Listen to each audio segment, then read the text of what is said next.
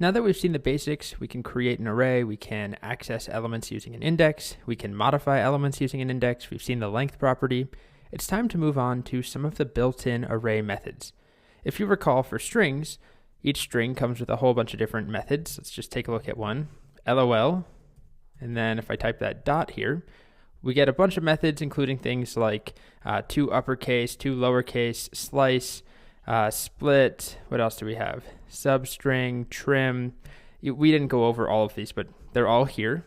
They are all pieces of functionality or little actions that we can use at any point on a given string. Well, with arrays, we can do the same thing.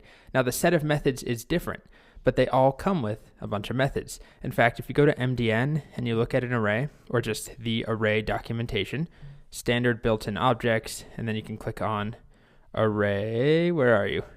I just search on Google array MDN, but here it is. And then on this left-hand little sidebar, there are a list of methods. There is a list of methods. There are quite a few of them, and every single array has access to these. So in this video, we'll take a look at a couple of them. They kind of go together, push and pop, shift and unshift, but then we'll also take a look at some of these others, some of the more commonly used ones. So let's begin with push and pop. Push and pop allow us to add and remove from the end of an array. So from the very end, not the beginning. So this is actually very common. We'll often have some array which is ordered, right, as we know, and often we want to maintain that order, so we add to the end of an array. For example, if I wanted to make a line of people waiting to get into the movie, right, I could have something like let movie line equal, and then have an array. Let's just say there's two people in there, Tom and Nancy, sure. Then if I want to add someone to this line, if Tom is the first person, then Nancy, well, I want to add to the end.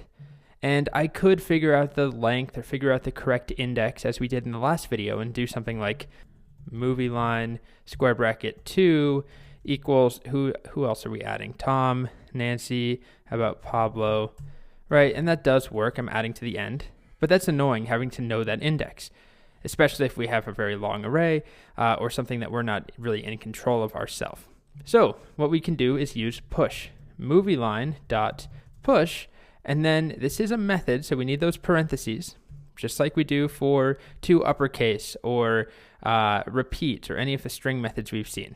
And then we pass in the items we want to push to the end of this array.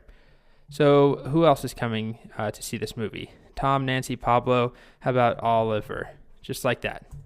Now we look at movie line, and you can see it has 4 elements. Oliver was added to the very end. Now, this is very different than what happens with string methods. When I call to uppercase on a string, the string itself is not changed. Just to recap this, let cat equal blue, that's one of my cats. If I call cat.to uppercase, it gives me the uppercase version. It's a different string, but cat remains unchanged. With arrays, when I push onto movie line actually is updated. And what it gives me, or what it returns, is a technical term, is the new length of the array. So if I push something else on, let's see, Tom, Nancy, Pablo, Oliver, how about Eva? It gives me 5. That is now the current length of movie line. Now, I also can push multiple things on, not as common, but I could. Let's see, how about Harry and Hermione. I think that's how it's spelled. Hermione, whatever. It tells me the new length is 7. We look at movie line, and Harry and then Hermione have been added to the end. All right, so we're preserving the order here of our line of people entering the queue. They're added to the back of our array. Now, we also have this method called pop, and pop allows us to remove an element from the end. Now, that seems kind of stupid in this example here, where the last person who joined the line would then be removed if we use pop. But let me just demonstrate that. So movie line dot pop. Now, pop does not require any arguments. We don't pass anything in between those parentheses. It's just going to give us the very last thing from the array. It returns it, so it gives it to us, and it removes it from the array. So we get Hermione. And if we look at movie line, now it's only 6 elements long. and I can capture that in a variable, just like I can capture an uppercase string, the result of 2 uppercase in a variable. So I can do that here. Let person equal movie line dot pop. We look at person, not performance, person, it's now Harry, and movie line is 1 item shorter. Now here's an example where it might make a little more sense to use push and pop in conjunction instead of just our movie example where we just took people from the back of the line first. If you've ever lifted weights or seen someone lifting weights with a barbell where, it's a bar and you put the weights on from the inside first, right? You add the first weight on and then you put another weight on top of that. You sort of stack them.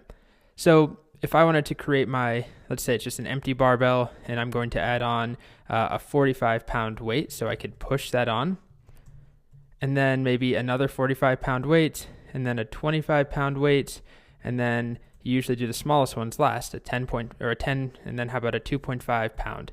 I'm sorry if you use kilograms. Then we're looking at our barbell here. If I need to swap something out, if I need to remove this 45, if I'm using an actual barbell, I need to remove this, and then this, and then this, and then I can get to this one, right? Sort of stuck in there, sandwiched. So I could use pop to simulate that. So not something we'd really do with code, unless you're building some sort of weight simulator, I guess, or gym tracking app. But I just wanted to show this relationship. Sometimes there are situations where we want to remove something that we just added in. So it's not always like a line where the first person in line is the first person to get out. I'm actually alluding to these concepts called a stack and a queue in computer science. We don't need to worry about them for now, but push and pop and then shift and unshift, 2 methods we're about to see in the next video, they come from these traditional computer science structures, a stack and a queue. So think of this as a stack of papers on your desk, a stack of bills. You pull off one from the top. That is the most recently added one. You add to the top of that stack of papers, you remove from the top. Same idea here. We add to the end, and then if I use pop, I can remove from the end. Anyway, we're getting a bit in the woods here, but I just wanted to make a point that there are times where you use push and pop together. Pop removes the one thing at the very end. Push will add one or more to the very end of an array.